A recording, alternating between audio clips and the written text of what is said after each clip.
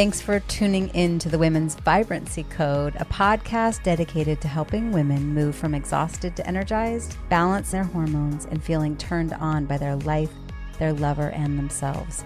I'm your host, Maraya Brown. I'm a Yale and functional medicine trained women's health expert, midwife, mom, keynote speaker, and self-made entrepreneur. I'm the founder of my signature program, the Women's Vibrancy Code. So sit back, relax, and let's chat about your energy, hormones, libido, and embracing your feminine power. Oh, and you might want to have pen and paper to take some notes on some of these episodes.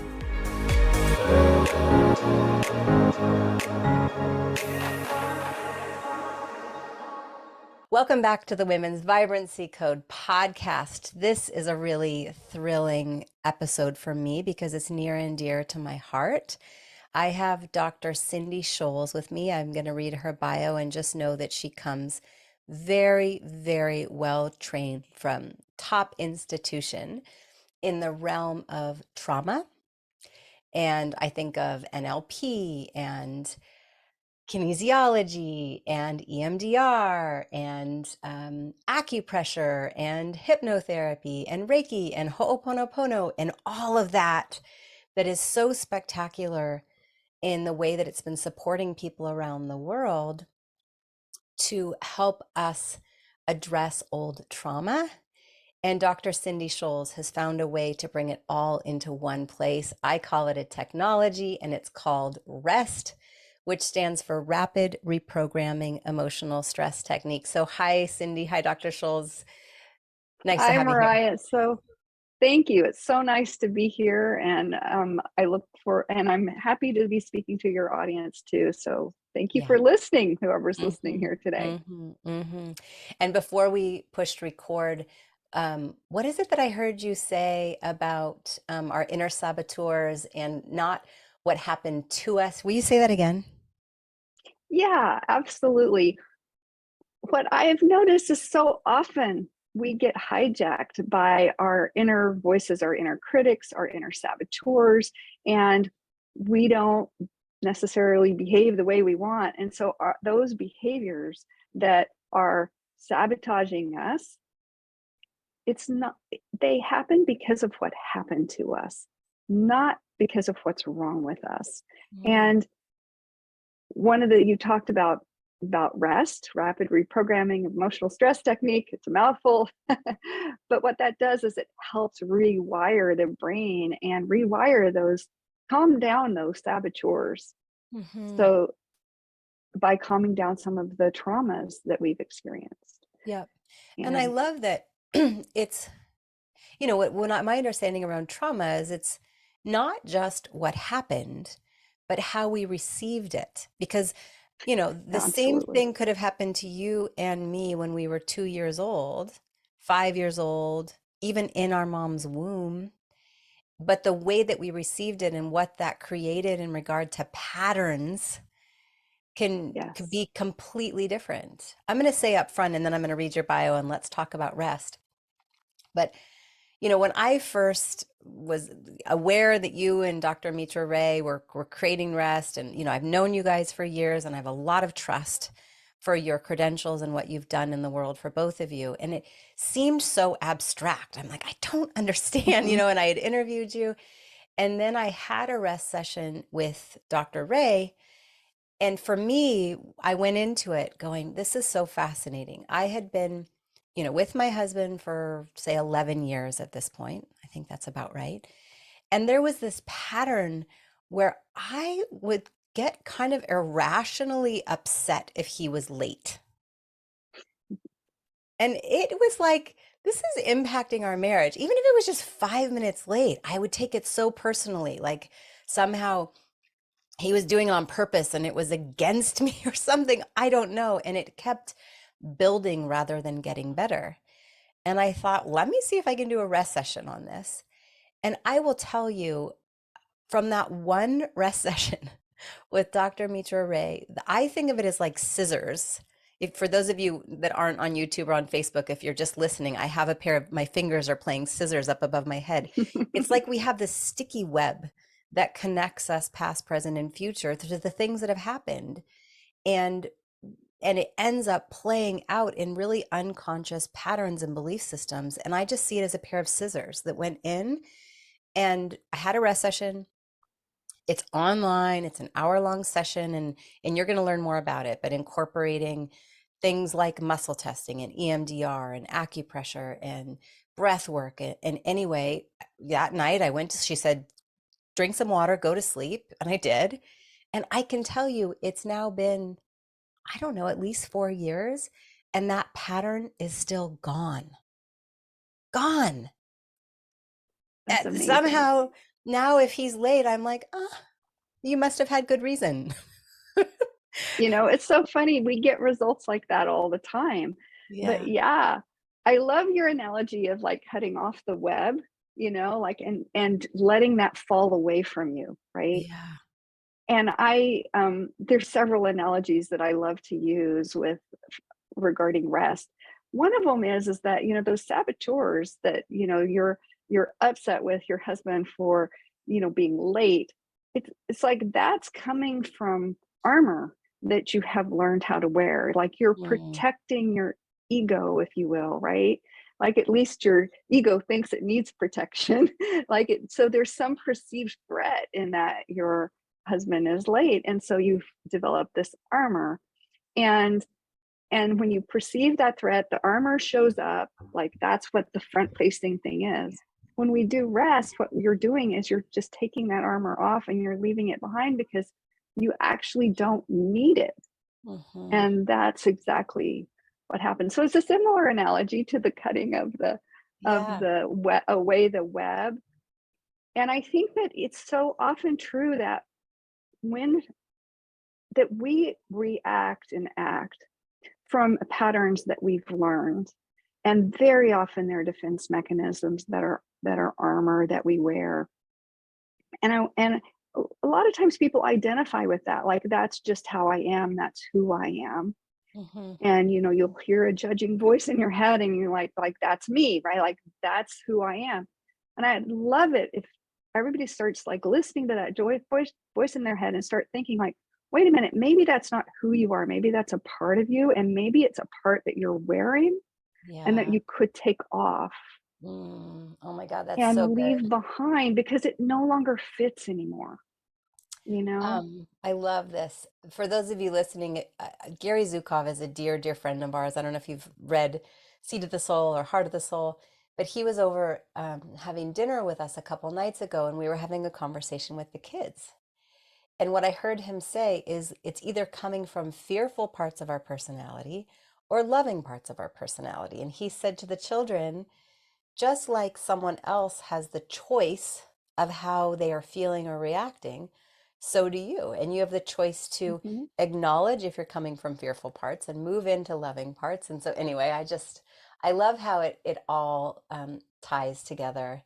And I love rest so much. For those of you that are in my community, and you pay attention to some of the things that I'm up to and ways that I support ambitious individuals with their health and their hormones and their passion and their confidence so that they can go build big legacy without burnout.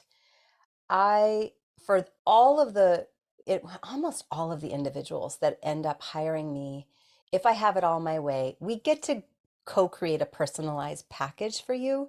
But most of the time, it includes rest sessions. I think rest is that good and that potent because, of course, we're going to address your nutrition and your supplementation and your mindset and your relationship with who you be, not just what you do. And if you're familiar with the HPA axis, right?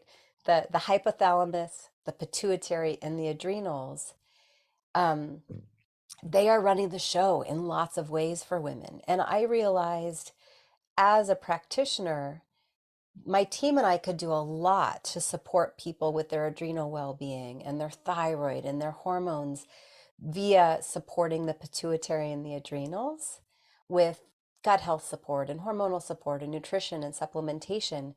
But the hypothalamus is that place where old trauma is stored.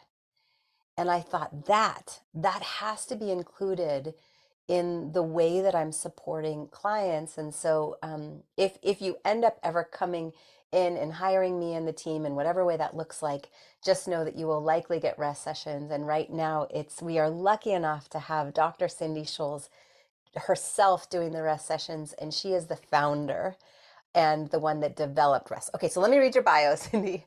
Um, so Dr. Cindy has dedicated her life to supporting people who want to make a difference in the world by guiding them off of the burnout path dictated by society onto their own purposed path assigned to them by their soul.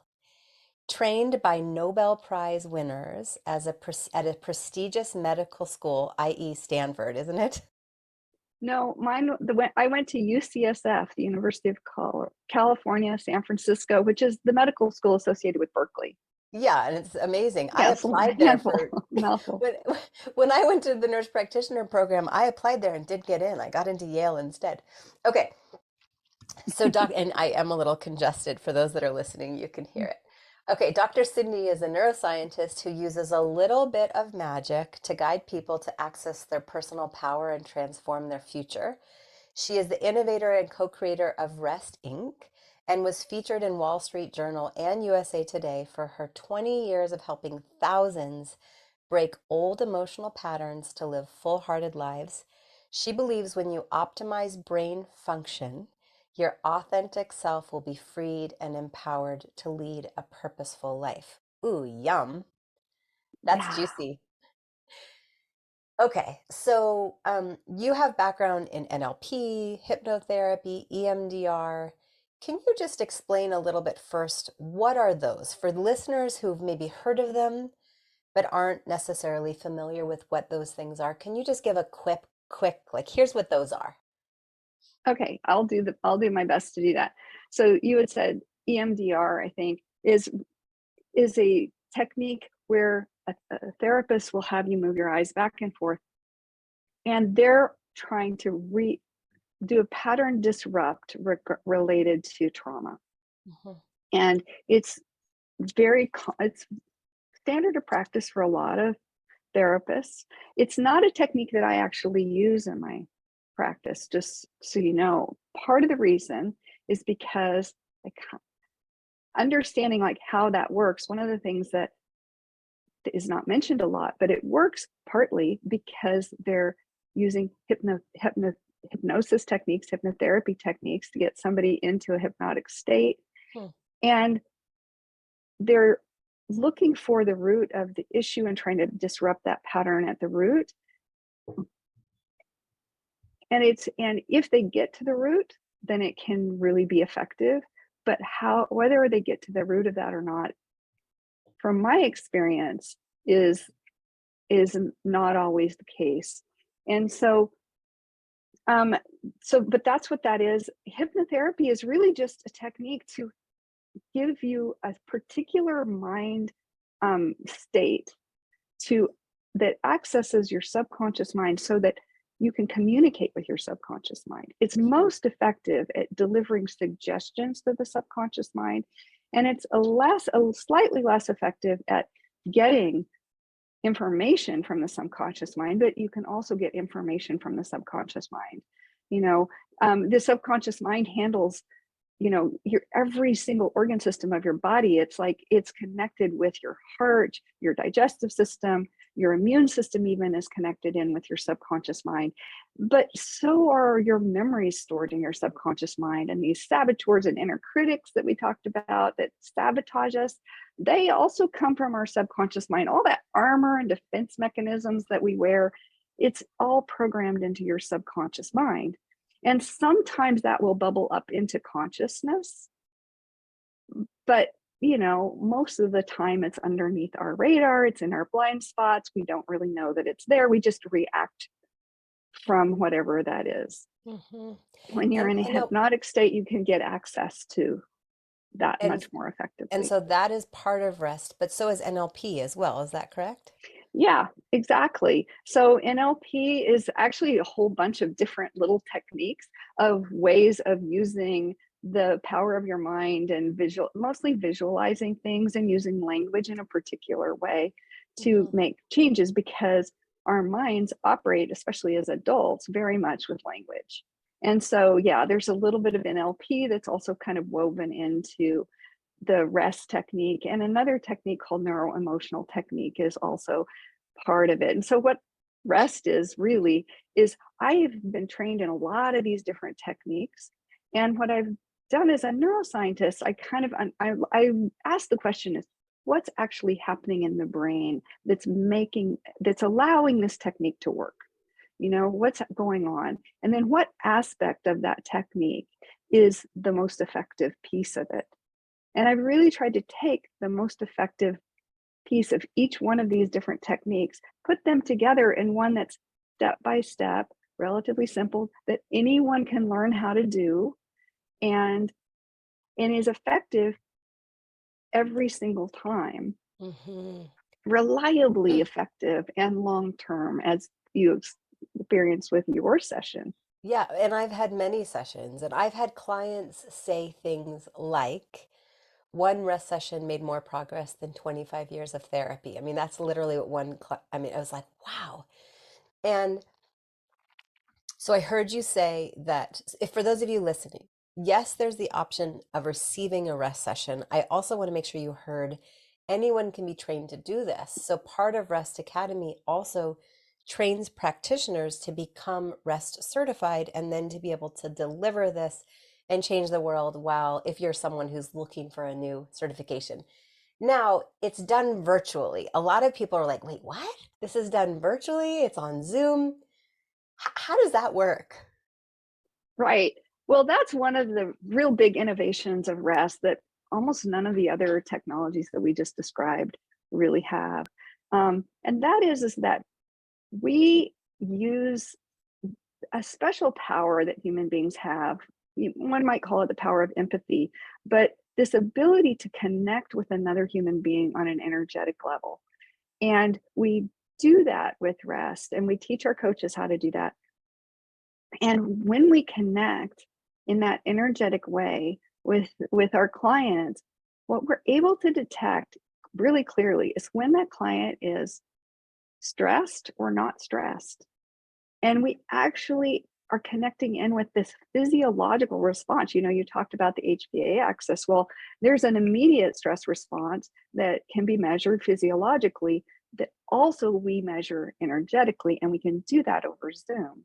And we're using that information from the body, that stress response information from the body, to get really clear and specific access to these defense mechanisms that are hijacking you in these patterns that you learned. Mhm, mhm. I'm wondering, would you be open to giving a couple more examples? I mean, I've heard so many examples over the years that I've suggested rest sessions for friends and family. My daughter has had rest sessions. I've had many. Would you be open to giving a couple examples of what you've seen rest do for people and their families and their work and their patterns? Absolutely. I mean, I'll give you some. I have people come in because they're feeling anxiety around something. Usually, this is what most of my clients come to see me for.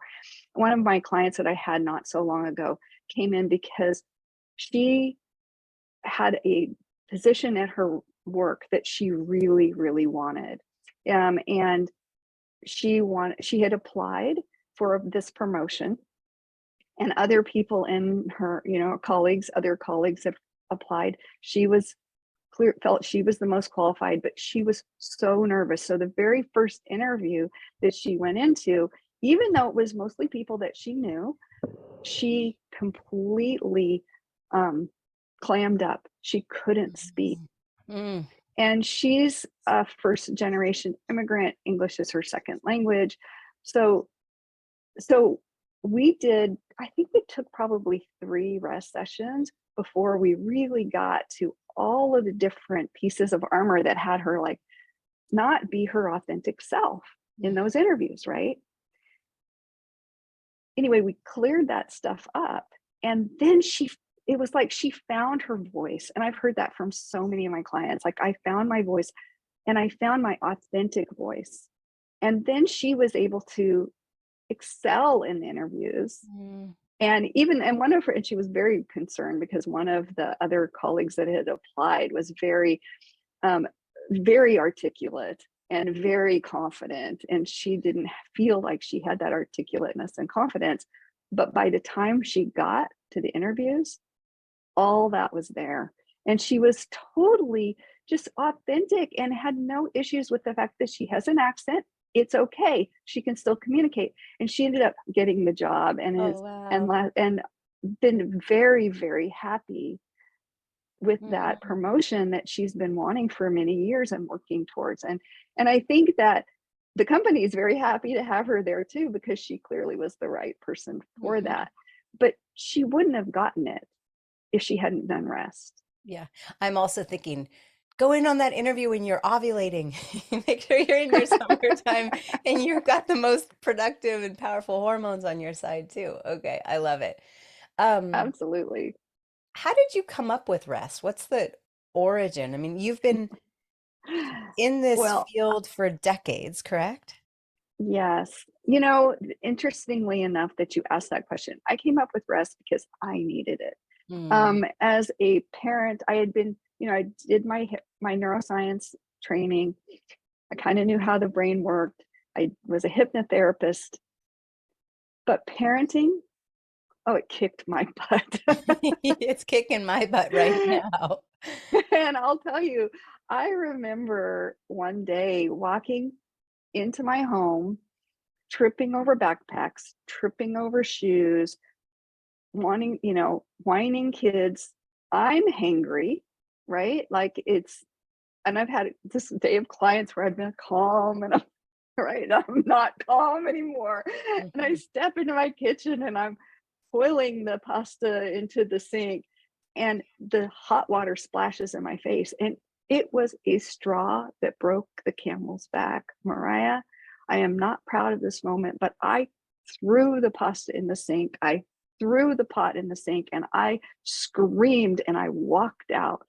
Like, I cannot take it anymore. And I walked out of my house and I got in my car and I drove away. Mm. And I wasn't gone that long, but I hate that for my children, right? Like, and thankfully, I know they can get therapy now, but they're going to have to. But I hated that for my children, and I felt horrible about that. But it was a reaction that once it started, I didn't feel like I had any power. Mhm. So I had heard of a technique called neuro emotional technique, and I used that to be able to address this particular thing. And I then used my hypnotherapy and I used all my tools. And it was because I used all those tools that I was able to walk into my house and not get triggered by tripping over the backpacks and the shoes and the Yeah.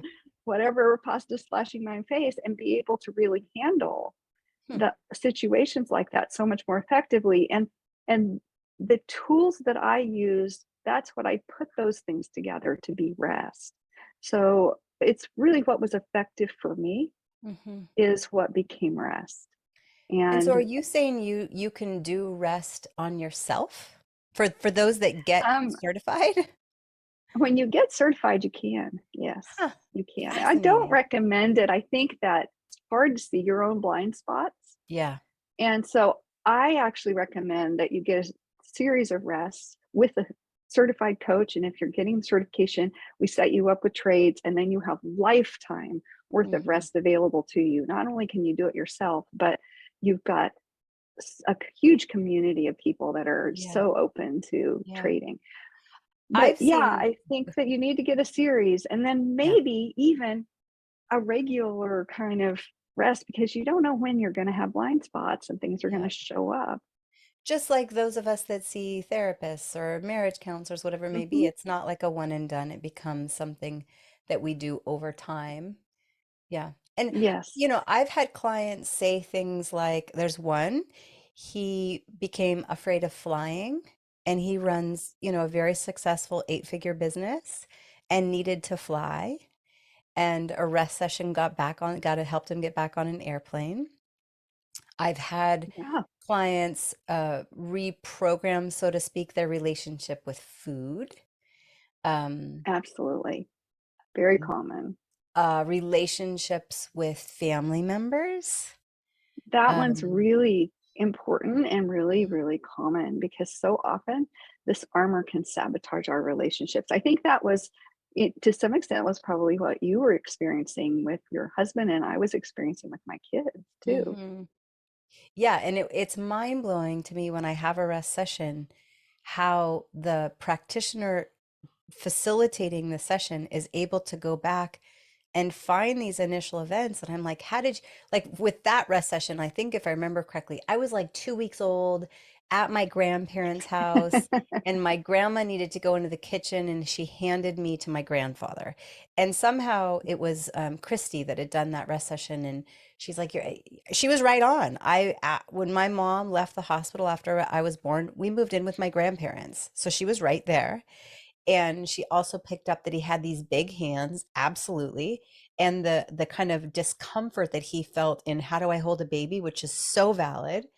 And so somehow in that session, it was acknowledging the emotional exchange that happened in that moment, and then to tie it to this pattern that was created. Anyway, I could talk on and on. You at the beginning mentioned saboteurs and inner critic. For someone Yes. who's not familiar with saboteurs, and or inner critic, would you just speak a little bit to what do you mean when you say that? Yeah, I think we all, I think it's a really good question, but we all have voices inside our head. And if you just listen, you can start listening to that. Like I did a silly thing like the other day. I went to one room and I forgot to take something that I meant to put in that room. And I heard myself say, "Oh, that was really stupid." Like I'm chastising myself. That's my inner critic.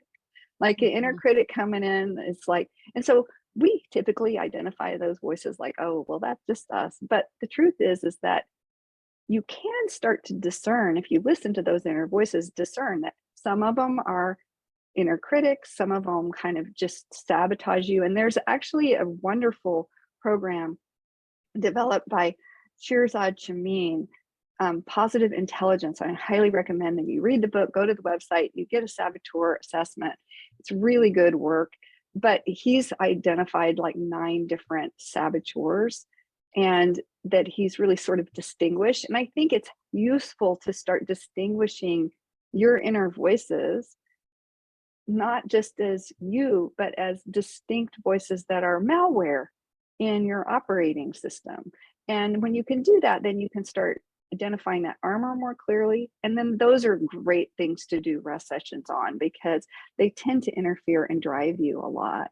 And I don't know Mhm. if that answers the question that you were asking, but I think that it's just the inner voices that are there. Yeah.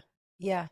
And it's fascinating. I'm bringing up the menstrual cycle again, but in the conversation of the job interview, I go, if you're going to go for a job interview, can you do it during your ovulatory time? And then I often talk about the inner critic um, being more vocal during for a woman who's still menstruating and Yes. ovulating during her PMS time, or what I call fall, or the Hmm. luteal phase. I think the inner Hmm. critic comes up in a stronger way, but it's not all bad. Our inner critic is also that internal space that we have the esteemed privilege of listening to. It's just, it sounds like rest is also going to help so that we're able to listen in a more productive way and allow it to serve us rather than beat us Exactly. down and in patterns that are self-limiting and hurting our relationships and kind of taking us backward versus forward into the life that we're wanting to create. I really love the way that you said that. I often think about it this way too, is that when we're in certain times during our cycle, it's like some of this the our things are more at the surface, like our Mhm. saboteurs, those inner critics, those voices are much more at the surface. So you actually have more access to the power of your subconscious mind during certain parts of your cycle. And so those things that are blind spots, maybe for somebody else, are Mhm. starting to show up. And when they show up, it is a blessing because that allows you some choice around working with it. Like just Mhm. having the awareness of it is enough to make some changes. And then when you have the awareness of it and you do rest at the same time, then it's like you said, you can get rid of it permanently, really, as Yeah. far as I'm concerned. Like 40 Yeah. years is pretty permanent. And that's what my Yeah. clients say is they don't go back to the way that it Yeah, was before. it's striking. For me, it has been Mhm. absolutely striking. Um, Anything else you want to say about how rest works or what it is or how it was developed? I thought it would be useful to talk a little bit more about trauma, Mm-hmm. because I think that rest does help us address our traumas. Most of the time, though, people think about trauma as big T traumas, like things like abuse and neglect and, a loss of a loved one, like really big stuff. Mm-hmm. And I think those are hugely impactful. And as you pointed out earlier, they're impactful to different kids in different ways, right? So much of the impact and what a child learns in the face of those different types of traumas have to do with the perceptions that they have and the interpretations that they have, both of what's happening and of the other people involved, and especially about themselves. And the age in which that trauma happens is going to cloud to some extent what type of interpretation that they have. So, for example, if a child's 3 or under, then their interpretation will be very much one of taking it very personally, because a child under the age of 3 doesn't really understand that there's intentions and even cause in the world outside themselves. Mm-hmm. And so we want to have a lot of empathy for people who've had patterns that were generated prior to the age of 3 for 2 reasons. One is because they've internalized that to make, for them to have a core belief that there's something wrong with me, that this happened. Mm-hmm. And the other reason why we want to be really empathetic with those people is that they're also blind spots. So that when traumas happen prior to the age of 3, we don't recall them typically with our conscious mind, but the body stores it. So it's Mm-hmm. still embedded in the body, but it's not accessible very well to the conscious mind, because it doesn't have a timestamp. But it just keeps showing up because it's in the body. And so I have so much empathy, and I had trauma at 2, so I really get this, like a big T trauma, because my father left my family, so I have this big, um, you know, I used to call I have abandonment issues, which I've completely worked through, which is so funny that I left my kids. That's why that was probably super traumatic for mom. But they didn't even notice, most likely. But I'm like, oh, Yeah. that's so dramatic. Yeah. I've left my kids. But it was because of my own abandonment issues. So I had to really work through all of that stuff. Mm-hmm. But I want to say that there are the big T traumas, but there are also small T traumas. And small T traumas, I think, are just as important and overlooked. And what I find is a lot of my clients will say, well, I haven't had any trauma. I had a really great childhood. Well, you can have a really great childhood and still have small T traumas, because a small T trauma is a trauma for the child. And but not necessarily for the adults around them. The adults around them may not perceive it as a trauma at all. But what the child perceives as a trauma is just a experience in which there's a perceived threat that their current resources don't feel like that their body doesn't feel like they can meet Mm-hmm. that challenge. Well, it's just a challenge. It's a challenge that their body doesn't occur that they can actually overcome. And that's what a trauma is. So when your mother handed you to your grandfather and your grandfather's like, oh my God, what am I going to do with this baby? Your child self felt insecurity and all those emotions associated with the trauma, because your body mind wasn't able to predict that you were going to be safe in Mm-hmm. that situation. Now here you are to tell about the situation, right? But nonetheless, that was learned for you probably to be somewhat self-protective. I don't know what that was about for you, but whatever that armor was that you learned, it's because there was a small T trauma, Mm-hmm. um, that nobody else around you was even aware of, but it got Mm-hmm. embedded nonetheless in your nervous system, in your body. And that's the power of rest. We're not just looking at the big T traumas you recall or have been told, but we're also looking at those small T traumas that are just such blind spots. Yeah. And they also can be very powerful and impactful, and also can be soothed, and Mhm. your brain can be rewired. So good. And, sometimes people go, oh man, is it going to be like talk therapy where I have to give my family lineage and I'm going to be crying my balls out and I have to relive all these things? And I go, no, sometimes it seems like, I don't know, from your experience, are most rest sessions, is it going back to before conscious memory? Do most sessions going back before age 3? Most at least before age 5, but yeah, mostly before age 3, Yeah. because most of my clients have done a lot of work already. They've done a lot of inner work. Some of them have been to therapists, not all, but some of them have been to therapists. And so they've worked on the things they can actually recall. They've Hmm. already done some processing with that kind of thing. Yeah. And so I think that's why those don't tend to come up as frequently, Yeah. because we're looking for the very first time that this pattern got wired. Hmm. And that's Right. usually pre consciousness. I'm thinking there, I even know someone who was having a hard time letting go of alcohol. And so breaking addiction patterns and, Yeah. um, Yeah. individuals that feel like they're butting up against an upper limit or a ceiling to their earning potential. I mean, it just feels like it could go on and on. I've had rest sessions since the day of the Alameda fires. I drove through the flames to get to my children, and that was a big day as an adult, in the last 3 years. But I've had rest sessions taking me back to past events that kind of, it's not done. The anxiety still shows up at times.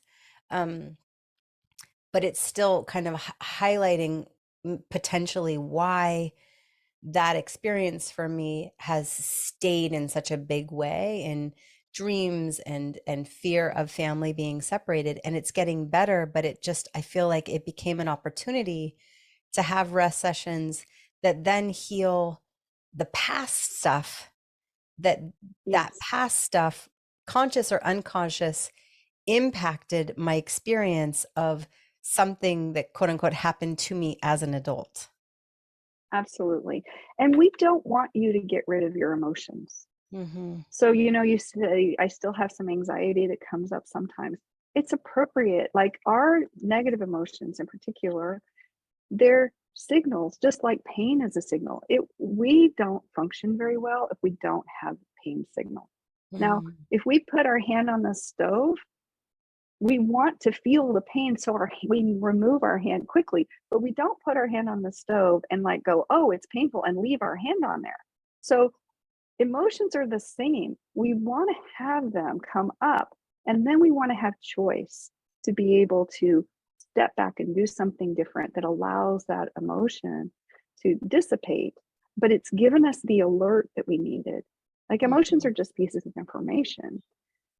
And so we when we have an emotion, it's useful to ask yourself a series of questions. First, what is the emotion? So you're thinking about a past event, you have a feeling of anxiety. So that's the emotion. It might be more complex than that. We'll use that as an example. The next question you want to ask is, whose emotion is it? Because Hmm. very often, if you're highly empathetic, highly sensitive, which I am, so it may not even be your emotion. It may be that you're picking up on somebody else's anxiety. And it's useful to know that. I don't know that that's going on for you, but it's useful to know that, right? So that's the second question. And the third question that I think is really important to ask, and I think most people don't think about it this way, but the question is, when is it?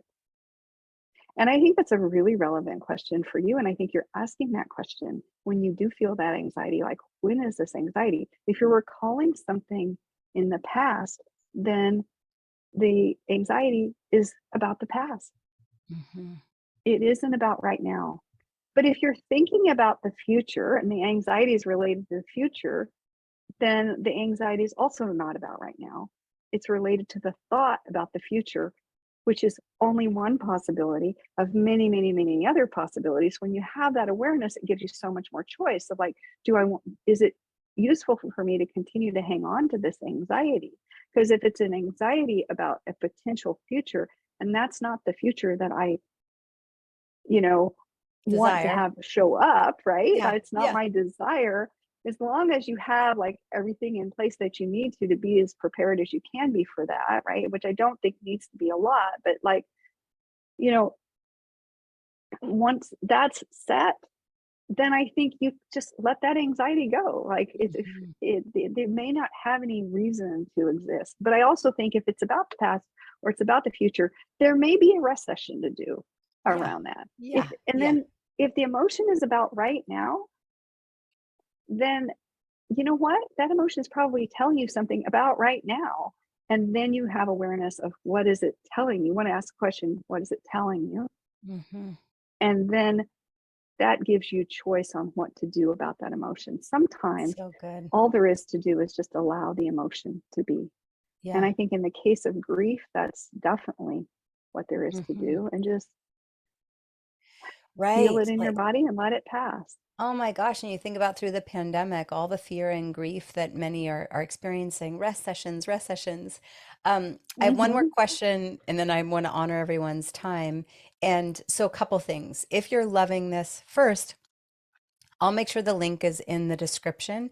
You are welcome to book a call with me and we can co-create a customized and personalized package for you based on what's going on for you with anxiety and hormones and libido and energy levels and sleep and confidence and all of that. And very likely if you're leaning into this content, then part of that customized package will include rest sessions specifically with Dr. Scholes. I also want to say up front that the Facebook handle and the Instagram handle and the website to learn more is in the description. So make sure you're taking a peek there. And then my last question for you, and then if there's something else that you want to add, obviously there'll be space. But I've had a couple clients that have strong religious affiliation, Hmm. um, kind of feel reticent, feel a little bit nervous. Like, is this woo woo beyond my comfort level? Um, I'm curious if you would if you feel open to speaking a little bit to that. Absolutely. My sense of this is that it's, while it may have a spiritual component for those that like to interpret it that way, I think of it as neuroscience. We're Hmm. working with the body's physiology. And there's nothing about what we're doing that science hasn't been able to at least touch on, right? So nothing that science hasn't disproven, for example.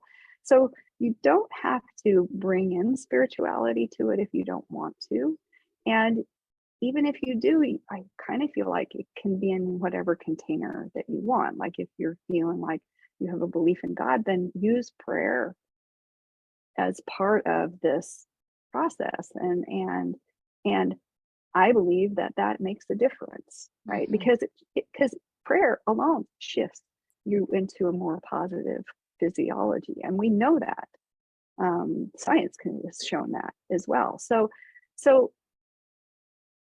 unless you don't believe in science, which I guess is a possibility, but this, I lean into the science of this. I lean into Yeah. the fact that our bodies are designed in a particular way, and we're just taking advantage of Hmm. our body's design. So good. And so it sounds like, at least for when I create a customized package with my clients, it usually starts at a minimum of 3 rest sessions. Mhm. I hear that sometimes you say even 5 is a good starting point, but I think, Yeah, yeah, go ahead. it.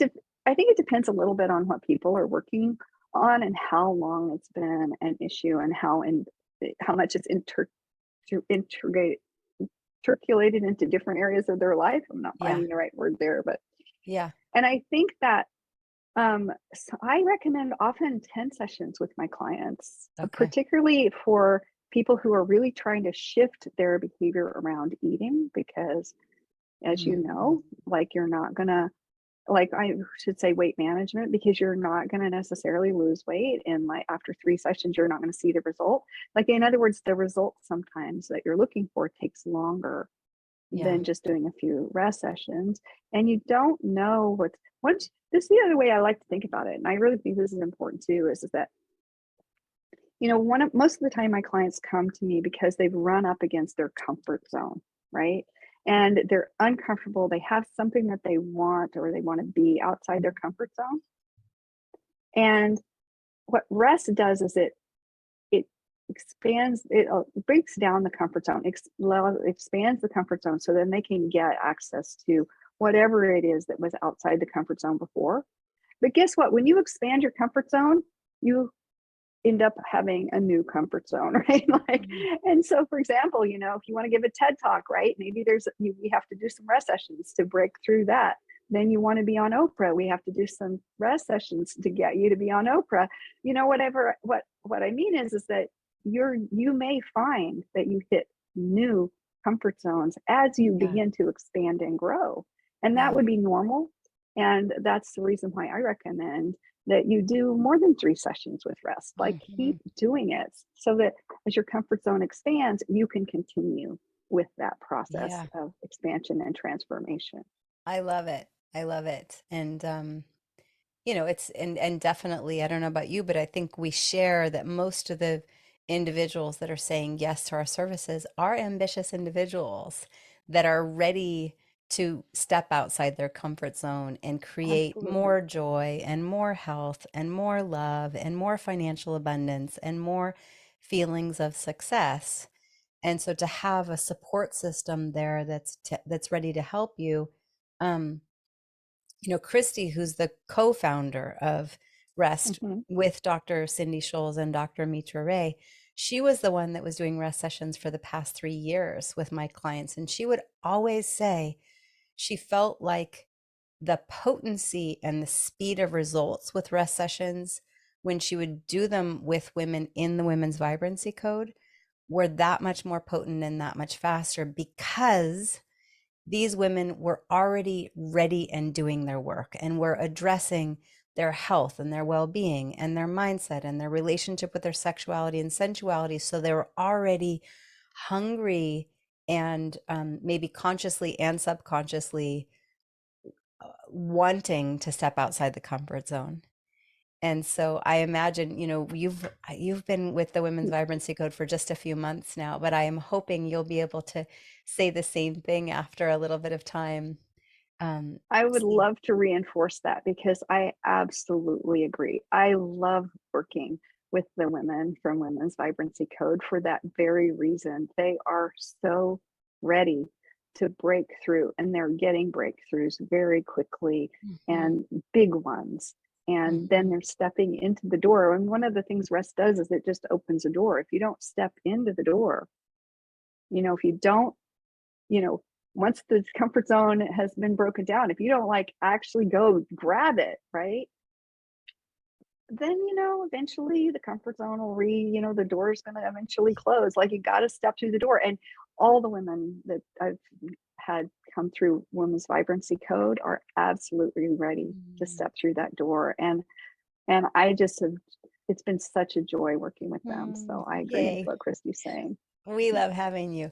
Okay, any last thoughts? Anything else that you want to add that feels incomplete? I just want to add one more thing to what we were just speaking about. Hmm. I think the work that you are doing, Maraya, in Women's Vibrancy Code is part of the reason. So it's not just that these people have selected themselves, but the work you're doing is the reason why they are so ready. Hmm. It's that you've been helping them with the physiology, with the mindset, all of those other components that you bring into that are really useful and important, and that's what's allowing them to come into these rest sessions. And then 3 can, it blows, it's like amazing how quickly they can have progress with Yeah. rest. So yeah. Thank you. Thank you. I really appreciate that. Well, it's been an absolute delight. I'm so thrilled for what REST is as a technology and the potency of how it can impact individuals. And what I know is a rising tide lifts all boats. So I think it's impacting our globe, and I will continue to include it in the personalized packages that I co-create with clients that come into my space and say yes. And like I said, for everyone listening, you're welcome to go to the website, check it out. There's the Instagram handle and the Facebook handle. Follow them. And obviously, if you're listening on the Women's Vibrancy Code podcast, I would always love a review, some stars. You're welcome to comment. I'm also very approachable, and really, truly grab the link in the description, and you're welcome to book a call with me. And we can sit down and really co create what feels like the most swift package for you. I know that you are likely like me and Dr. Sholes, and that means we're ambitious. And the thing that we have scarcity of is time. So let's create something that can be swift with your time and create fast and potent results so that we can all go out there and have the impact, build the legacy, but do it without burnout and do it with big emotion and big heart. So, Dr. Sholes, thank you again for all of your time. I appreciate you, appreciate your time, and looking forward to more as we go. Thank you, Maraya. I appreciate you too.